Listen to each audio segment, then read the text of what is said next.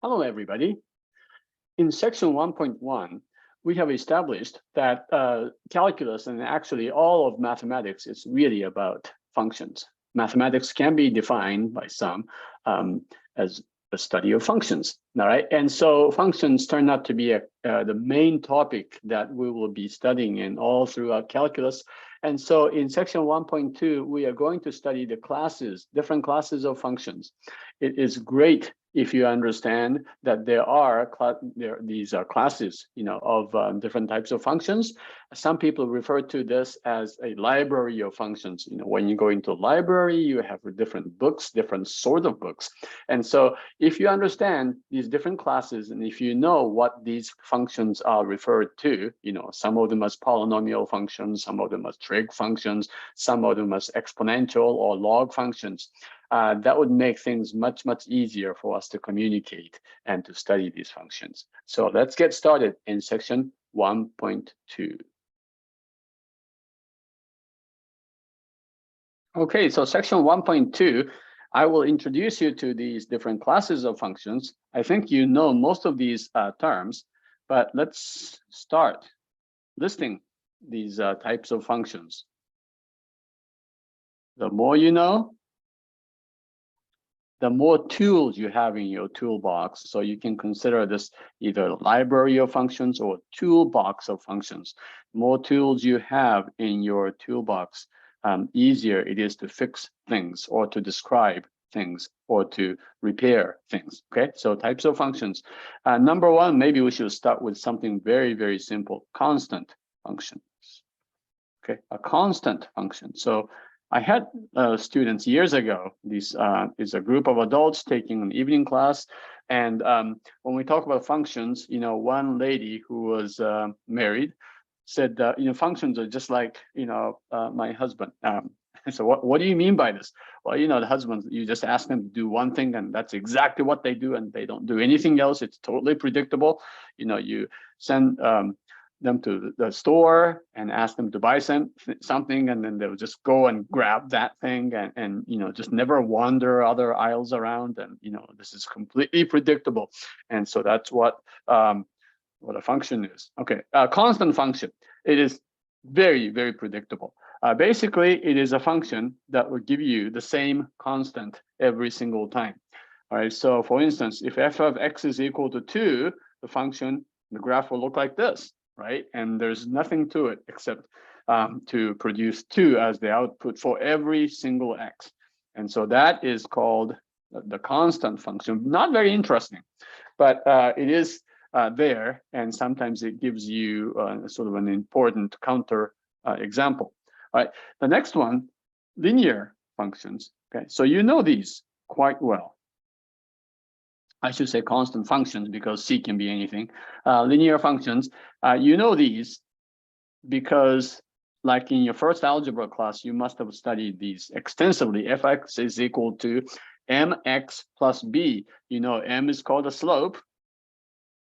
Why does M represent a word that starts with an S?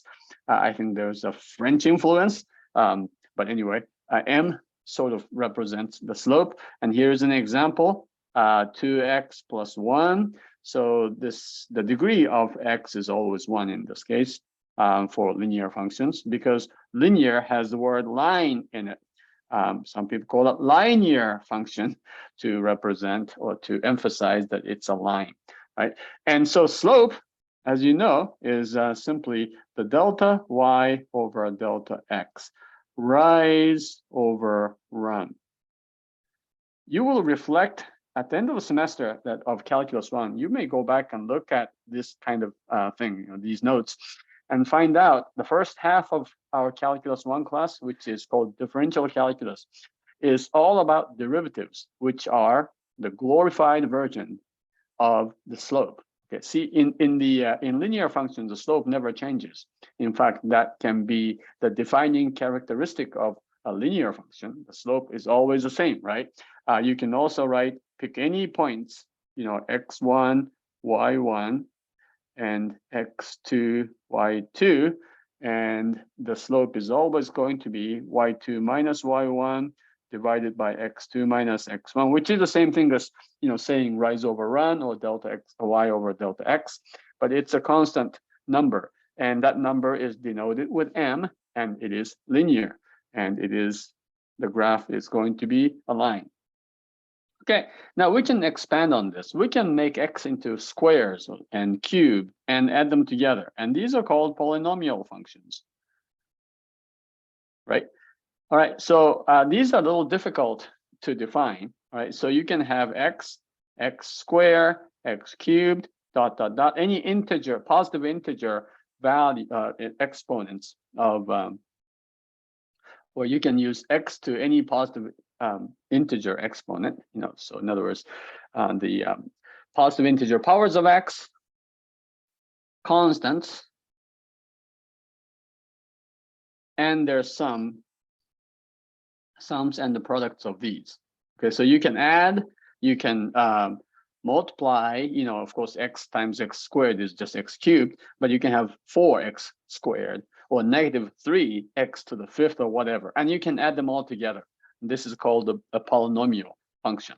Now, technically, you have the definition. The polynomial function is defined as x to the n, a n x to the n plus a n minus 1, x to the n minus 1 plus blah, blah, blah, a square x square plus a1 x to the first plus a naught, the last one is a constant, where n is a positive integer, n is 0. Actually, n could be 0. Then you just have a constant, the constant function, and then n is an integer. Okay, so these are algebraic in the sense that you start with integers and then you multiply them, you add them, and any of those would be okay. So these are very nice functions. Okay, and so the graph is again, the graphs of all polynomial functions have certain characteristics. So the end behaviors are either like this or like this or like this or like this. These are like the big picture properties of the graphs. It's always continuous. There's no hole, no asymptotes to speak of, and it's always smooth everywhere. Okay, and so that is nice function. So you cannot have what? You can't have 1 over x. If you're going to call a function polynomial, you can't have x in the denominator. Okay, you can't have a square root. You can't have cube roots. You can't have sine or cosine or any kind of a trig function. You can't have log functions. You can't have any exponential functions. Anytime x appears as a part of these expressions, okay, you lose the function to be, or you stop the function from being a polynomial. A polynomial is strictly defined as the sum of these scalar multiples of x to a positive integer power. Okay, so again, polynomial functions, you have spent time studying polynomial functions, I think, in pre-calculus, and you have studied these n behaviors. These are defined on all of the real numbers. Okay, there's no exception, right? Every real number is defined, the function is defined on every real number, and so on for polynomial functions. Okay, now, as we said, we are not covering these sections in chapter 1 very carefully because many of these things are to have been studied in your previous class or classes. Trigonometric, so I'm going to hurry through these things, not giving you too many examples. For specific examples and exercises, you can look at the homework or your textbook. Trigonometric functions. Okay, these are the functions you study mainly in trigonometry. Okay, so you have sine, cosine, and of course you have sine of x plus 5 or sine of 3x or whatever. Those are still trigonometric functions. Sine of x, cosine of x, tangent functions, tangent function. Then you can have the reciprocal of these. So what are they? Cosecant, secant, and cotangent, right? And these are trigonometric functions, and these are all periodic. Some of them have a period of 2 pi, like these, and some of them have the period which is pi, which is like tangent and cotangent. And by the way, these are not defined on all real numbers. There are some points where the functions are not defined, right?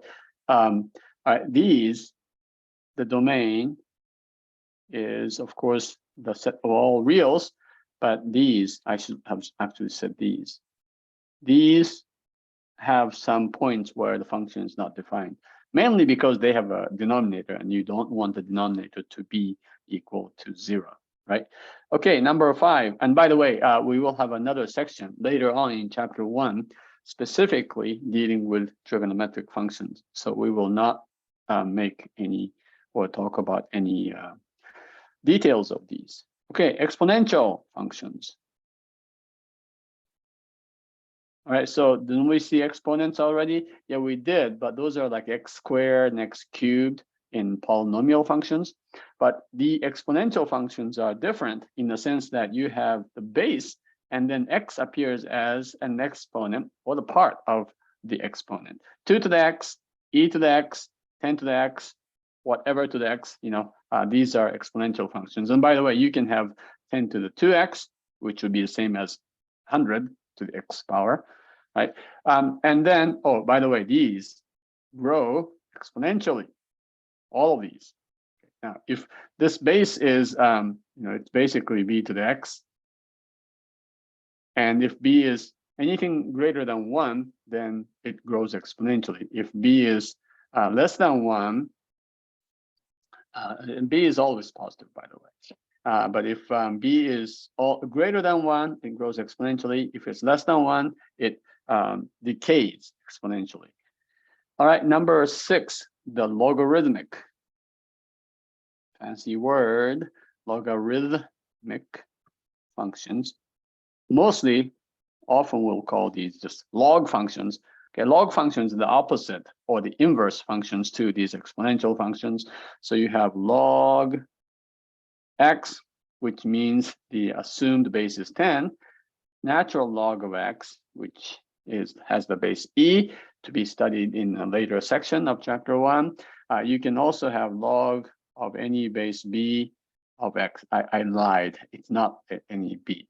Okay, b is not going to be 1, and b is a positive number, so that you can actually define logarithm. All right, so those are logarithmic functions.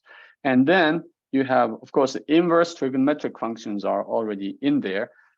You can also talk about, I should also mention, when you talk about these constant functions, linear functions. And by the way, linear is also, this is just a first degree polynomial functions, okay? So all of these are called algebraic functions. Okay, remember what the word algebra means? It has to do with binary operations like addition, subtraction, multiplication. And so clearly, if you just have x, you can add, multiply, not quite divide, but you can divide these things. Or if you divide an x by, x squared or something, you get something like this. So that ceases to be polynomial functions. But anyway, these are called algebraic functions, right? Now, starting at trigonometric functions, these you cannot define simply in terms of adding, subtracting, multiplying, and taking roots of x. And so these are very different types of functions. These are not algebraic, okay, which means it transcends. It goes beyond algebraic operations, and therefore we call these transcendental,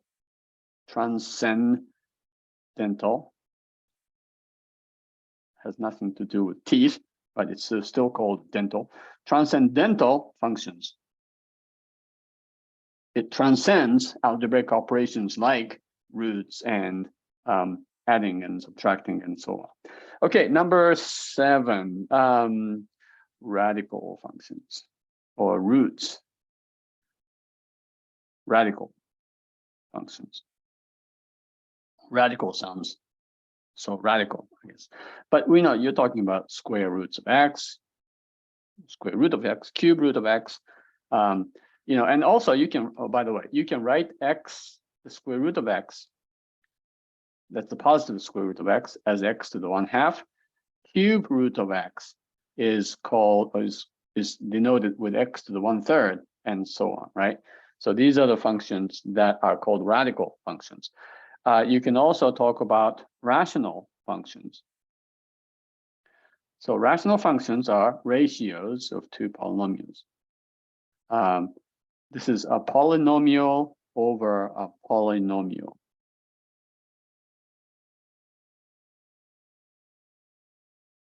Over a polynomial. And so 1 over x is actually a rational function. Right, so here's an example, 1 over x, of course, x squared plus 5 divided by, you know, 13 x to the 7th minus x plus pi. Pi is a constant, right? So you can have this. These are all rational functions. Okay, any polynomial over polynomial function is a rational function, and it is defined at all places, you know, except where qx is equal to 0. Remember, you cannot have number 0 in the denominator in any situation in mathematics. So just keep that in mind.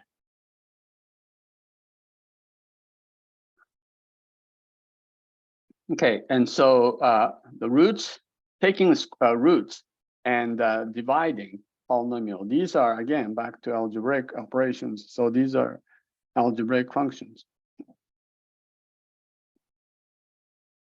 Okay, so basically you have, you know, two types, algebraic and transcendental. And algebraic includes all polynomials and their roots and their rational, the ratios. And then transcendental ones are those who that go beyond these algebraic operations. So yeah, you need to know what algebra means, but I guess that's okay, right? All right. So what do we do with these? Okay, just remember that we have these types of functions. Okay, and I guess really the important aspect of this is to learn to graph these, or at least have some idea what graphs of these look like. Learn to graph basic functions. Okay, so when I was back, you know, a long time ago, teaching classes like, you know, intermediate algebra and even college algebra, sometimes if I ask students to graph these functions like x cubed, you know, and x cubed is really easy, like this, right? But students will just panic and say, well, how do you know these? You know, like, well, you know, once you do plotting and then you start spending enough time with these things, you start realizing the patterns. Okay, and this reminds me of the time when I was learning. As a child, I learned how to play the guitar from my friends, but no formal training. Right, and then I first had this guitar instructor, actually at College of the Canyons. They will just know exactly what note I was playing, or they were playing, right? So you have this, you know, like let's say the 5th fret, the 3rd string was something, and they will say, oh, that's an F, or oh, that's a, you know, that's a C sharp or something. And it's like, how do you know all this? Well, you know, if you spend enough time with something, you'll start to, you know, learn things. So spend time with all of these functions. Consider these functions as your friends. You have different types of friends, right? Constant friends, linear friends, exponential friends, polynomial friends. What is your favorite friend? You know, mine, yeah, just personally, inverse tangent is a wonderful, wonderful function. And e to the x, those are probably 2 of my favorite functions. But yeah, start to, you know, spend time with them, learn their properties, learn what each of them is like, and then you will start to fall in love with some of these functions. Okay, learn to graph these functions. Okay, really, really cool and important. Now, when I say learn to graph, or learn what the basic functions and their graphs look like, I mean some specific things. Like there are things called end behaviors. Okay, and we may spend more time with this, but if you have a even degree polynomial, they will be probably like this, okay? Or if the initial or leading coefficient is negative, then it'll look like this.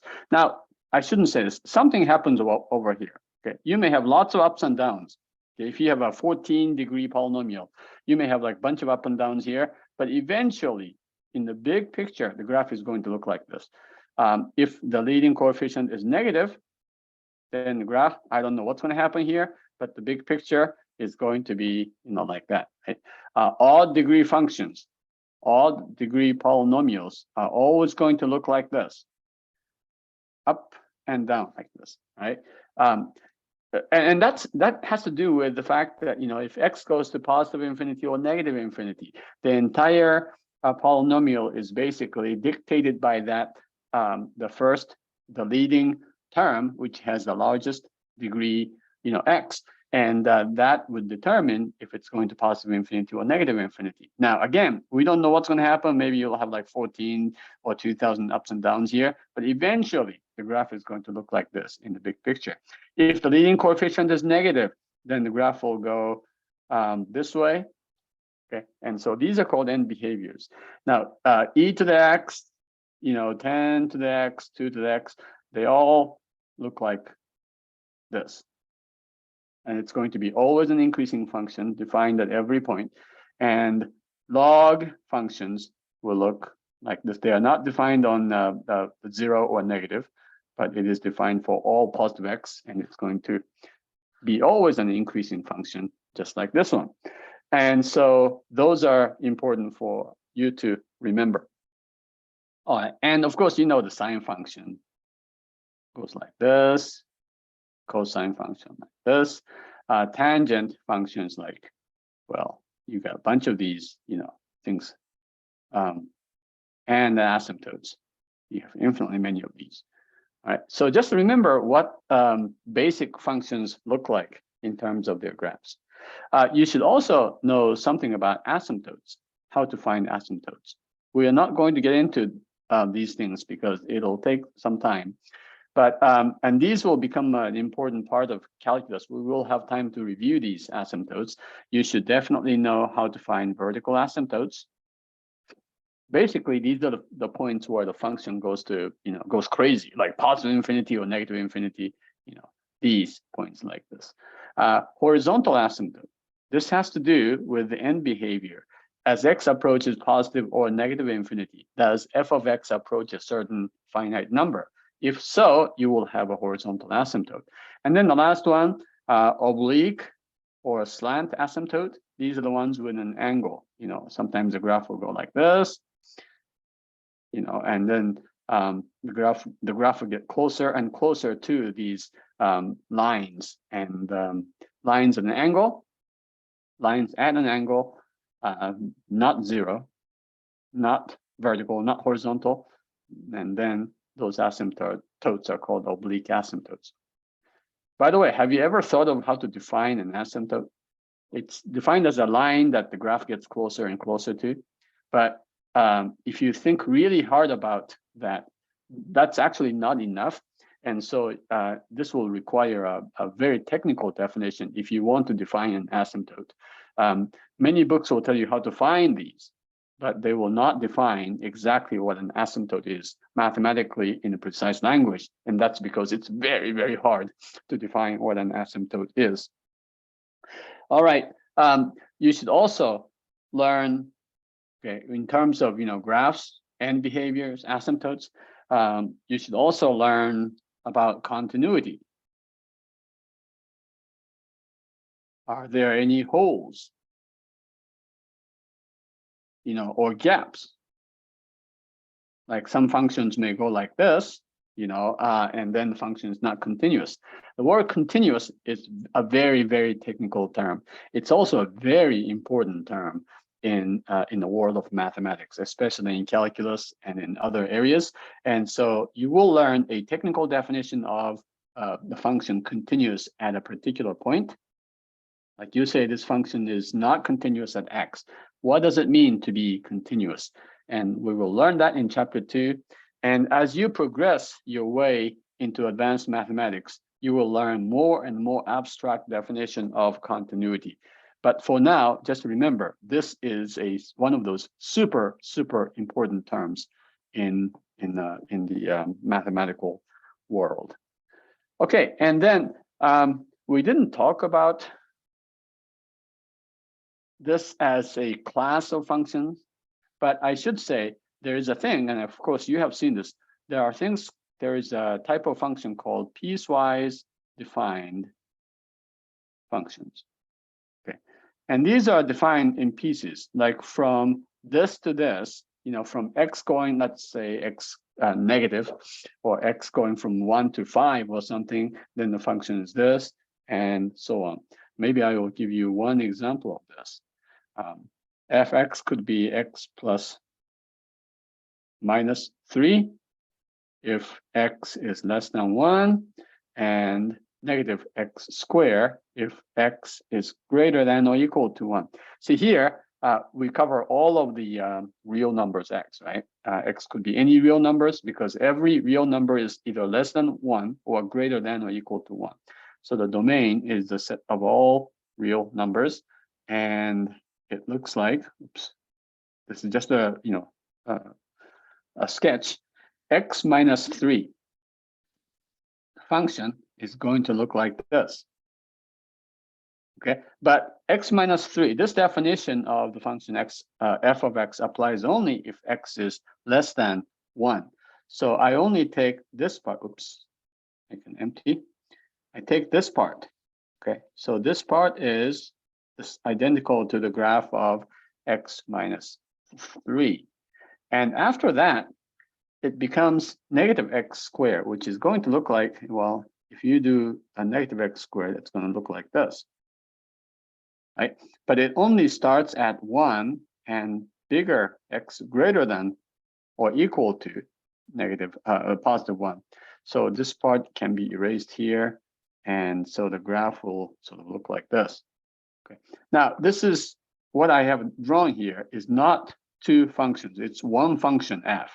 But f is defined piecewise, meaning there are two lines depending on what x is. But remember, for each x, you still have one and only one y value. So this is a function. If you don't have this part here, you have actually two functions.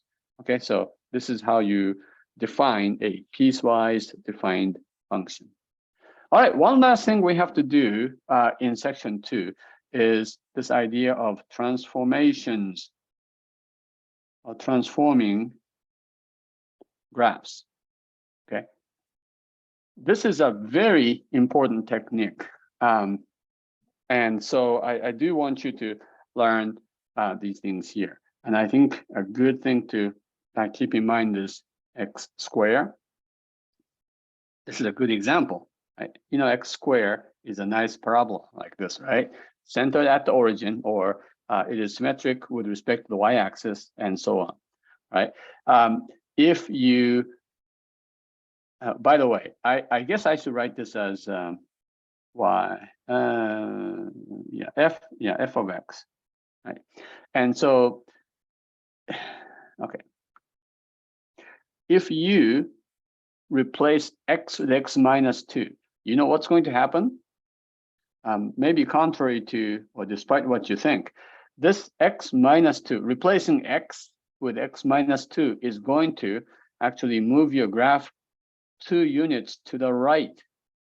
Okay. See, x minus 2, you would think that the graph may move to the left, but it doesn't, right? It moves to the right, because when x is equal to 2, guess what? 2 minus 2 squared is 0 squared, which is 0, so it should be here, right? So it's easy to see that the shift is to the right, but it's sort of counterintuitive, because subtracting 2 seems to imply that the graph moves 2 units to the right.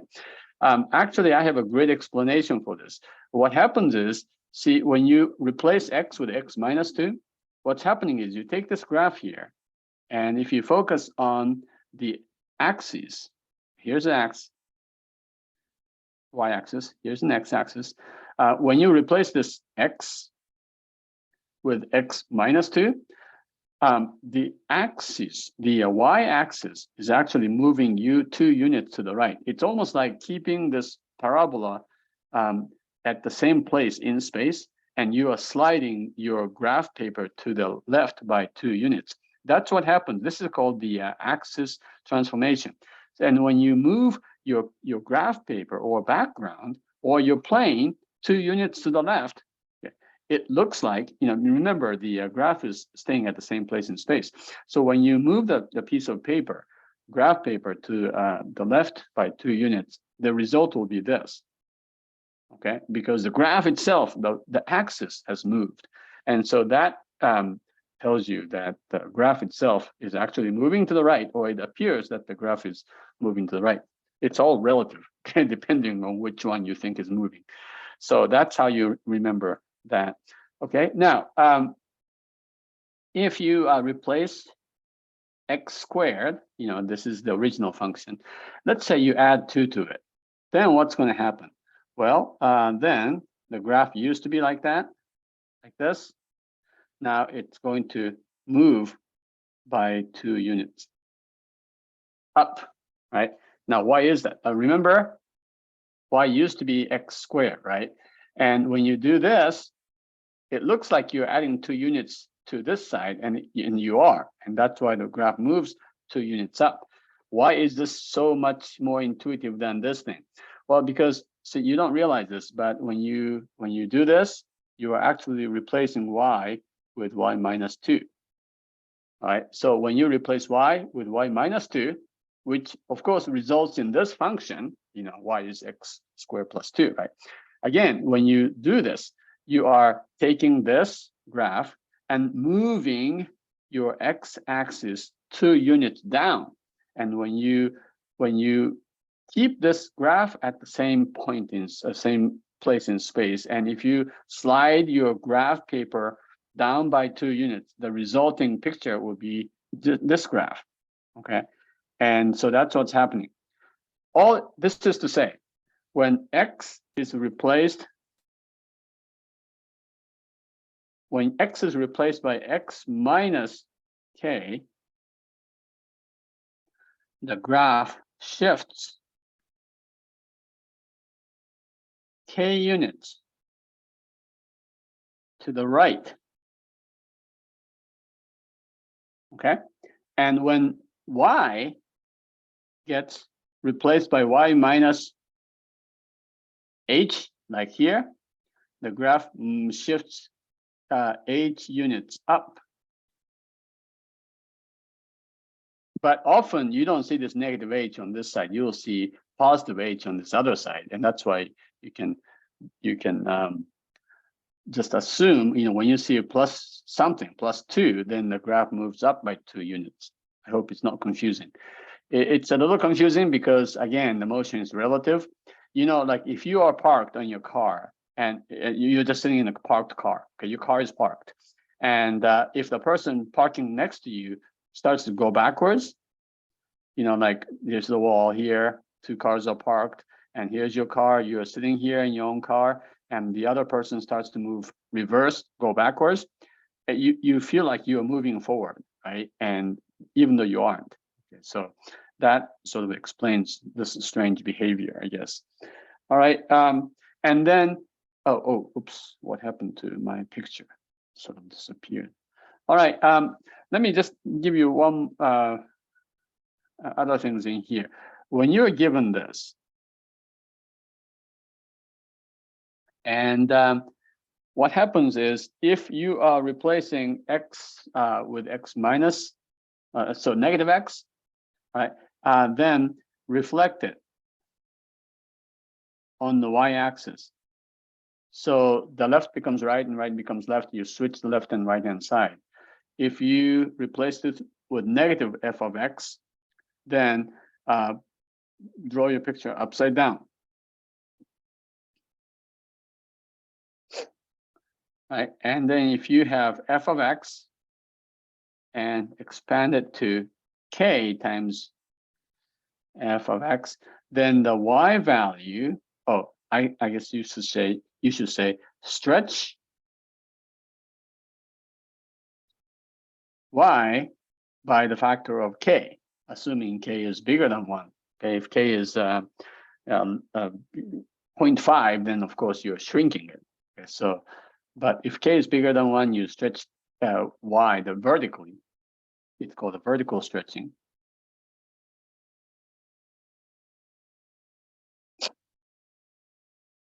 And so on, right? I think I'm going to just give you, let's say, let's try this. X plus 3 square, negative x square, graph these. X 1/2 square plus 2, right? Can we do that? But you know that the graph of the original function, the parent function, is x squared, looking like that. So when you replace x with x plus 3, what's going to happen? It's going to be centered at negative 3, 0, and the graph will go like this. Okay, this is not precisely drawn graph. I didn't plot any points, but basically you take this function and move it 3 units to the left to get this function. All right, now what happens if you put negative here? Well, then this negative sign will make it upside down. So the graph will be like this. Okay, the shape didn't change from here. The shape is still the same for all this function, this function, this function. The shape is still the same. Now for the last one, the shape will change. Let me do this in 2 steps. When you take x squared, which is exactly this, and then you take 1/2, so now it shrinks it by the factor of 2. So it's a stretching by 1/2, which is shrinking by 2. And so instead of going through 1, 1, it will go through 1, comma 1/2, and negative 1, comma 1/2, right? When x is 2, of course, this part will be just 1/2 times 4, which is 2. And so the graph will be wider than before. Okay, and then you add 2 to it. So the new function would be something like this. Okay, so that is f of x. And so these transformations are tremendous tools when you are trying to graph these various functions. And so keep these in mind as you graph various types of functions. Okay, but again, first, make sure you know how to classify basic types of functions, and then use these transformation skills or techniques to graph your functions accurately. Okay, so this is 1.2. And in the next section, we'll go into trigonometric functions.